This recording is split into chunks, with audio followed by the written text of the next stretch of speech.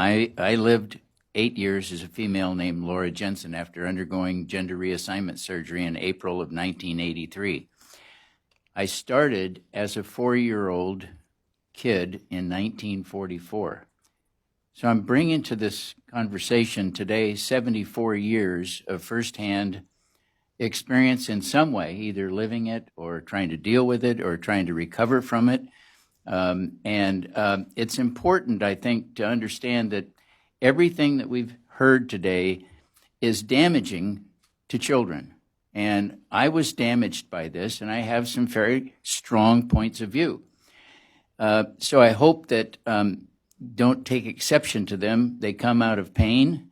They come out of real life experience. I'm not trying to be hurtful to anybody, but I think that I have a website called sexchangeregret.com, and we get letters from either the parents or the transgenders themselves asking for help after they've lived a life like I did for 5, 6, 15, 18, 20, all the way up to 30 years. And they're saying, Walt, can you help me detransition? This was the biggest mistake of my life. I've met with people personally. We've had the honor and pleasure of working with people who are now detransitioning. Just recently, a school teacher, a pharmacist, and a good friend, Jamie Shoup. I think it's important for us to realize that there is actually nothing good about affirming a young boy, 4 years old, like my grandma did me. The moment you affirm a child, like my grandma did, putting me in a purple chiffon dress and telling me how cute I was, how wonderful I looked, is that at the very same moment that you're affirming that young person, you're telling them there's something wrong with them, that you're not right. That is child abuse.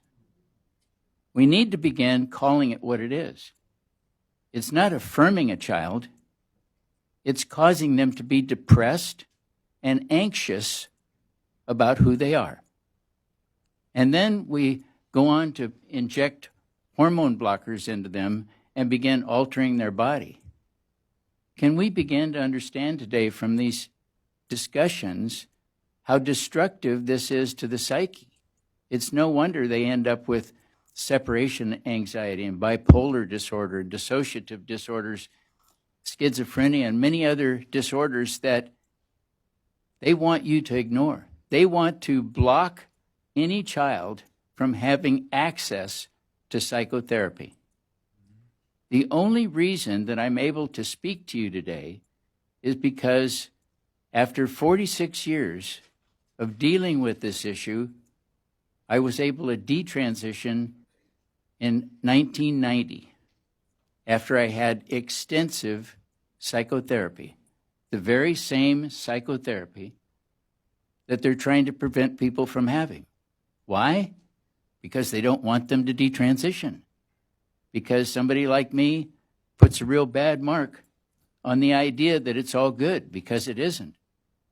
I've recently written a book, Trans Life Survivors, that has the stories in them.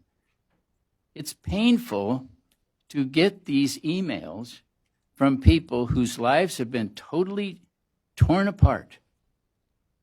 Men like myself, who was married, had 2 children, had a career. I was an executive for American Honda Motor Company.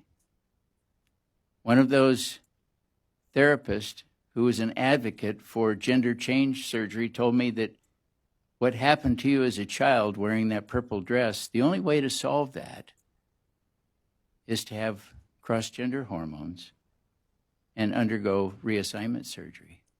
That's the solution. Well, I trusted his expertise because Dr. Walker had actually written the original international standards of care for treatment of gender identity disorder or gender dysphoria. I'm here because he was wrong. I'm here because those standards of care have morphed into what they're using today. They haven't changed much. Yeah, they've gone through revision after revision, but the basic idea is that when somebody comes in, they can self-diagnose their gender dysphoria. We are manufacturing transgender kids. We are manufacturing their depression, their anxiety, and it's turned into a huge industry that people are profiting from after kids' lives are completely torn apart. The most vulnerable people in our society and adults are tearing their lives apart. It's really beyond my understanding why we're even having this discussion, because it shouldn't be happening. I don't believe any doctor who injects a young person with hormone blockers should have a license to do so. I would prefer that they not have that ability. And I hope that people begin to realize this and begin to speak up about it. There is absolutely nothing good about affirming somebody in a cross-gender identity because it destroys their life. We won't see the consequences of what they're doing today until 10 or 15 years later. And there'll be somebody else speaking up like I am, saying, it was horrible what they did to me. They never should have done it. The people are suffering. We're not trying to minimize their suffering. But why do we abuse them with hormone blockers and cut their bodies apart as a way to affect treatment? It's insane, actually. It doesn't make any sense. If we're just to pause and take a sober breath, it's insanity. When will we finally grasp this? Christina Olson, a research psychologist in Washington, at Washington University, and I wrote the article, is published in Public Discourse in 2017, June. She said, we do not know who the transgender kids are. One way or the other, we don't know who they are. Do you get that? We don't know who they are. That should sink in. They cannot actually identify who trans kids are except by them saying so. There is no test. There's no proof. A parent can actually cause a kid to be gender dysphoric by affirming them. The APA, which an article is going to come out in the Daily Signal in the next couple of days that I just finished last night, the APA in their handbook in 2014 says kids are not born transgender. And yet, we're treating them with medical treatment as if they were and trying to alter them. They're not born that way. I want to say it again. We're manufacturing transgender kids. None of us should be a party to altering a kid's mind, his psyche, and sending him down the path where they're going to sit up here and say how their life was torn apart. And I'm the fortunate one.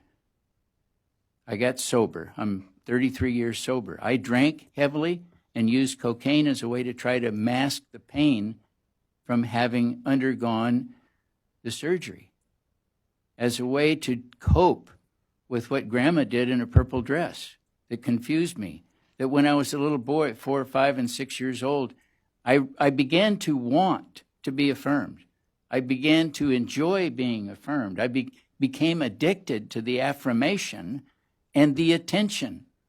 I mean, if a kid wants to steal all of the attention out of the room, All they have to do is say, I am a transgender. They can suck the life out of a room in a heartbeat. And the focus is right on them. And they can get anything they want, can't they? Nobody calls them out. Nobody says, how'd you come to this conclusion? Well, we know how they came to the conclusion. Schools are giving them books. They're indoctrinating them. Parents are encouraging them. Online, they're in chat rooms suggesting groups of kids become transgender. It's a fad. Yes, there are people who are autogynephilia, but there's also people who are deeply troubled. Over 50% of the people that I've worked with, hundreds of people that I've worked with over the last 10 years, were sexually abused. Boys who are abused at a young age come to the conclusion that the only way they can prevent themselves from being sexually abused again is to cut off their genitalia and become females. In their mind, that is their defense mechanism for sexual abuse. Girls who are sexually abused want to be men as a way to fend off any intruder or sexual abuser, because they will no longer be attractive for sexual abuse. Whether it's men or women, vast majority of them were abused as children. Many of them I sit with and talk with privately are in their 30s, 40s, and 50s before they're ever able for the first time to disclose they were sexually abused. It's too painful. I was sexually abused at 9 years old, multiple times, by my uncle. When I told my parents I was sexually abused, they said, oh, Uncle Fred wouldn't do that. Wrong. They said I was a liar. So now I had worn a purple dress as a 4-year-old. I'd been sexually abused, and now I'm a liar. You know, it's not a real good way to start off life, and you're not only 9 years old yet. We've got to start helping the young people. And when people ask for help from me, I have one simple thing I always ask them. Tell me what caused you to not want to be who you are. 100% of the time, they can tell me. They can tell me. I'm feeling the pain right now of them sharing with me some of these stories, because even I weep. They're ugly. They're horrible. They're so deep, nobody wants to talk about it. But we better start talking about it. We're ruining an entire generation of young people. And it's serious business. I'm not pulling any punches anymore. And you shouldn't either. Thank you.